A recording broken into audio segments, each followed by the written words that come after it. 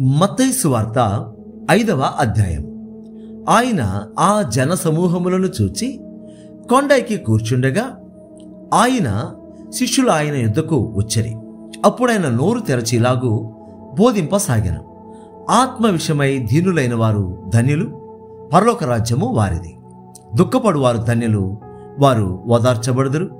సాత్వికులు ధన్యులు, వారు భూలోకమును స్వతంత్రించుకొందురు. నీతి కొరకు ఆకలి దప్పులు గలవారు ధన్యులు, వారు తృప్తిపరచబడుదురు. కనికరము గలవారు ధన్యులు, వారు కనికరము పొందుదురు. హృదయ శుద్ధి గలవారు ధన్యులు, వారు దేవుని చూచెదరు. సమాధానపరచువారు ధన్యులు, వారు దేవుని కుమారులనబడుదురు. నీతి నిమిత్తము హింసింపబడువారు ధన్యులు, పరలోక రాజ్యము వారిది. నా నిమిత్తము జనులు మిమ్మును నిందించి హింసించి మీ మీద అబద్ధముగా చెడ్డ మాటలెల్లా పలుకున్నప్పుడు మీరు ధన్యులు.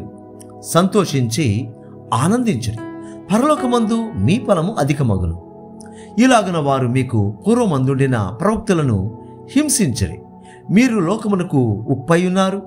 ఉప్పు నిస్సారమైతే అది దేని వల్ల సారము పొందును?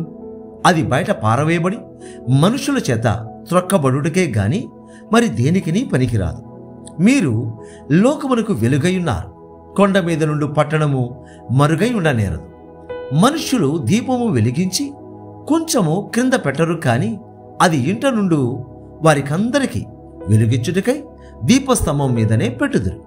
మనుష్యులు మీ సత్క్రియలను చూచి పరలోకమందున మీ తండ్రిని మహిమపరచునట్లు వారి ఎదుట మీ వెలుగు ప్రకాశింపనీయుడి. ధర్మశాస్త్రమునైనను ప్రవక్తల వచనములనైనను కొట్టివేయ వచ్చితినని తలంచవద్దు. నెరవేర్చుటకే గాని కొట్టివేటుకు నేను రాలేదు.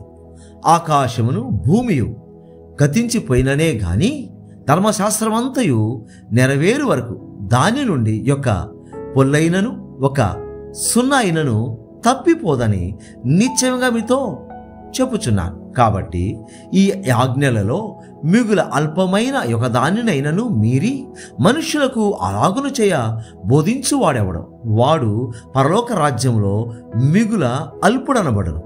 అయితే వాటిని గైకొని బోధించువాడెవడో వాడు పరలోక రాజ్యములో గొప్పవాడనబడును.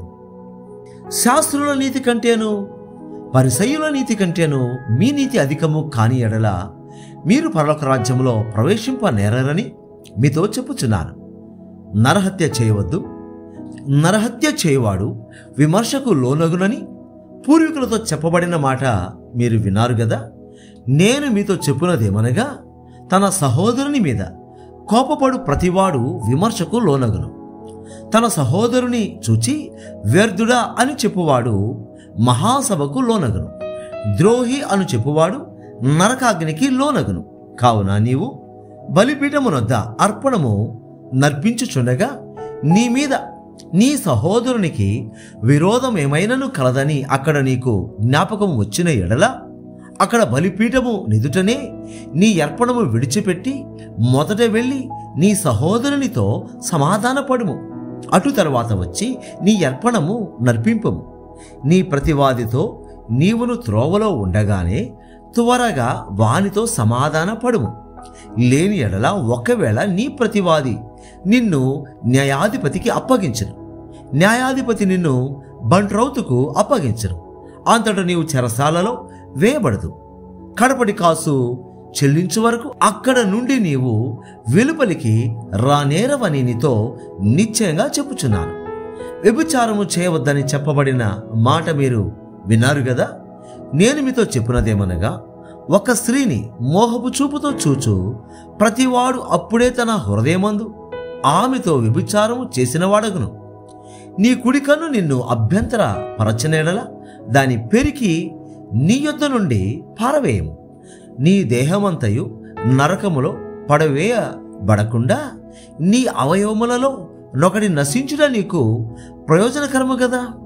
నీ కుడి చేయి నిన్ను అభ్యంతర పరచిన ఎడల దాని నరికి నీ యొద్ద నుండి పారవేయము.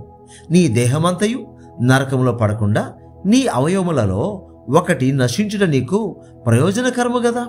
తన భార్యను విడనాడు వాడు ఆమెకు పరిత్యాగ పత్రిక ఇయ్యవలెనని చెప్పబడి ఉన్నది కదా.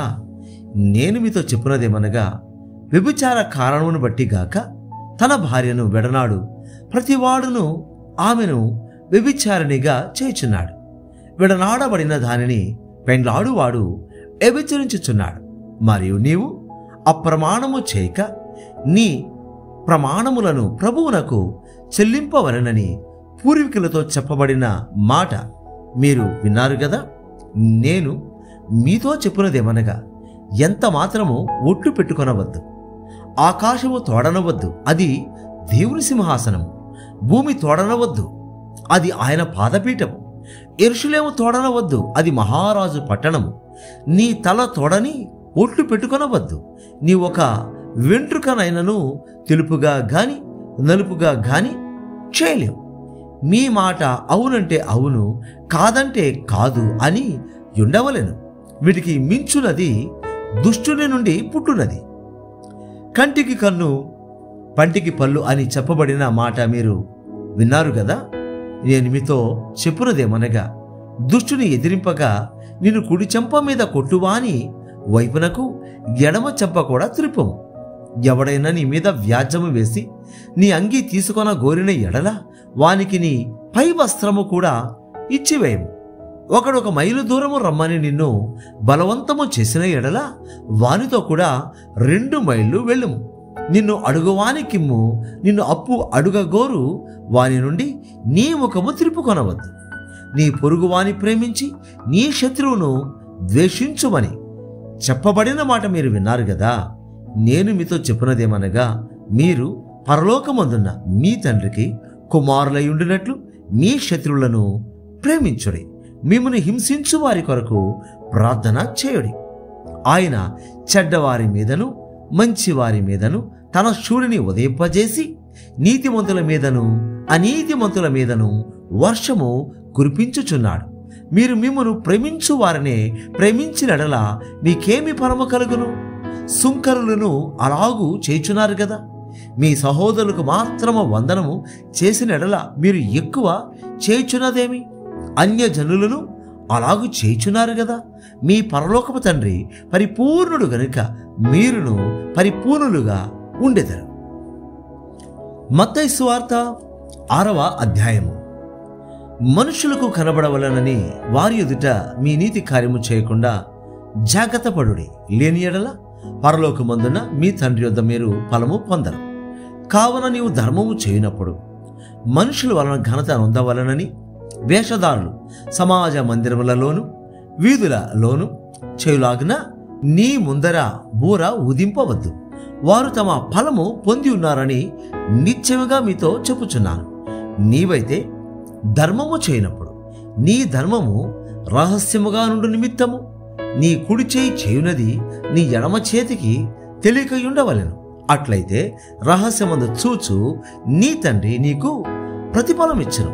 మరియు మీరు ప్రార్థన చేయనప్పుడు వేషధారుల వలె ఉండవద్దు, మనుషులకు కనబడవలనని సమాజ మందిరములలోను వీధుల మూలలలోను నిలిచి ప్రార్థన చేయట వారికిష్టం. వారు తమ ఫలము పొంది ఉన్నారని నిశ్చయంగా మీతో చెప్పుచున్నారు. నీవు ప్రార్థన చేయనప్పుడు నీ గదిలోనికి వెళ్ళి తలుపు వేసి రహస్యమందున్న నీ తండ్రికి ప్రార్థన చేయము. అప్పుడు రహస్యమందు చూచు నీ తండ్రి నీకు ప్రతిఫలమిచ్చును. మరియు మీరు ప్రార్థన చేయనప్పుడు అన్యజనుల వలె వ్యర్థమైన మాటలు వచింపవద్దు. విస్తరించి మాటలాడుట వలన తమ మనవి వినబడునని వారు తలంచుచున్నారు. మీరు వారి వలె ఉండకూడి. మీరు మీ తండ్రిని అడుగక మునిపే మీకు అక్కరగా నున్నవేవో ఆయనకు తెలియను. కాబట్టి మీరిలాగూ ప్రార్థన చేయుడి. పరలోకమందున మా తండ్రి, నీ నామము పరిశుద్ధపరచబడును గాక, నీ రాజ్యము వచ్చుగాక, నీ చిత్తము పరలోకమందు నెరవేరుచున్నట్లు భూమి యందును నెరవేరునుగాక. మా అనుదినాహారము నేడు మాకు దయచేయము. మా రుణస్థులను మేము క్షమించియున్న ప్రకారము మా రుణములు క్షమించము. మమ్మను శోధనలోకి తేక దుష్టుని నుండి మమ్మను తప్పించము. మనుషుల అపరాధములను మీరు క్షమించిన ఎడల మీ పరలోకపు తండ్రియు మీ అపరాధములను క్షమించరు. మీరు మనుషుల అపరాధములను క్షమింపకపోయిన ఎడల మీ తండ్రియు మీ అపరాధములను క్షమింపడు. మీరు ఉపవాసము చేయనప్పుడు వేషధారుల వలె దుఃఖముఖులై యుండకుడి. తాము ఉపవాసము చేయుచున్నట్టు మనుషులకు కనబడవలనని వారు తమ ముఖములను వికారము చేసుకొందరు. వారు తమ ఫలము పొంది ఉన్నారని నిశ్చయంగా మీతో చెప్పుచున్నాను. ఉపవాసము చేయుచున్నట్టు మనుషులకు కనబడవలనని కాక రహస్యమందున్న నీ తండ్రికే కనబడవలనని నీ ఉపవాసము చేయనప్పుడు నీ తల అంటుకొని నీ ముఖము కడుగుకొనుము. అప్పుడు రహస్యమందు చూచుచున్న నీ తండ్రి నీకు ప్రతిఫలమిచ్చును. భూమి మీద మీ కొరకు ధనమును కూర్చుకొనవద్దు. ఇక్కడ చిమ్మిటయు తుప్పును తినివేయరు, దొంగలు కన్నము వేసి దొంగిలెదరు. పరలోకమందు మీ కొరకు ధనమును కూర్చుకొనుడి. అచ్చట చిమ్మిట అయినను తుప్పైనను దాన్ని తినివేయదు, దొంగలు కన్నము వేసి దొంగిలరు. నీ ధనమెక్కడ నుండునో అక్కడనే నీ హృదయము ఉండెను. దేహమునకు దీపము కన్నే గనుక నీ కన్ను తేటగా ఉండిన ఎడల నీ దేహమంతయు వెలుగుమయమై ఉండెను. నీ కన్ను చెడినదైతే నీ దేహమంతయు చీకటిమయమై ఉండెను. నీలోనున్న వెలుగు చీకటై ఉండిన ఎడల ఆ చీకటి ఎంతో గొప్పది. ఎవడను ఇద్దరు యజమానులకు దాసుడిగా నుండనేరడు. అతడు ఒకని ద్వేషించి ఒకని ప్రేమించను, లేదా ఒకని పక్షముగా నుండి ఒకని తృణీకరించను. మీరు దేవునికిని సిరికిని దాసులుగా నుండనేరరు. అందువలన నేను మీతో చెప్పున్నదేమనగా, ఏమి తిందుమో ఏమి త్రాగుదుమో అని మీ ప్రాణమును గూర్చి అయినను, ఏమి ధరించుకొందుమో అని మీ దేహమును గూర్చి అయినను చింతింపకుడి. ఆకాశ పక్షులను చూడుడి, అవి విత్తవు, కోయవు, కొట్లలో కూర్చుకొను, అయినను మీ పరలోకపు తండ్రి వాటిని పోషించుచున్నాడు. మీరు వాటికంటే బహుశ్రేష్ఠులు కారా? మీలో నెవడు చింతించుట వలన తన ఎత్తు మూరెడెక్కువ చేసుకొనగలడు? వస్త్రములను గూర్చి మీరు చింతింపనేలా? అడవి పువ్వులు ఎలాగును ఎదుగుచున్నవో ఆలోచించుడి. అవి కష్టపడవు, వడకవు, అయినను తన సమస్త వైభవముతో కూడిన సొలొమోను సైతము వీటిలో ఒకదాని వలెనైనను అలంకరింపబడలేదు. నేడుండి రేపు పొయ్యిలో వేయబడు అడవి గడ్డిని దేవుడిలాగు అలంకరించిన ఎడల అల్ప విశ్వాసులారా, మీకు మరి నిశ్చయముగా వస్త్రములు ధరింపజేయను గదా. కాబట్టి ఏమి తిందుమో ఏమి త్రాగుదుమో ఏమి ధరించుకుందుమో అని చింతింపకుడి. అన్ని జనులు వీటన్నిటి విషయమై విచారింతురు. ఇవన్నీ మీకు కావాలనని మీ పరలోకపు తండ్రికి తెలియను. కాబట్టి మీరు ఆయన రాజ్యమును నీతిని మొదట వెదకొడి, అప్పుడు అవన్నీ మీకు అనుగ్రహింపబడను. రేపటిని గూర్చి చింతింపకొడి. రేపటి దినములు దాని సంగతులను గూర్చి చింతించును. ఏనాటి కీడు ఆనాటికి చాలును.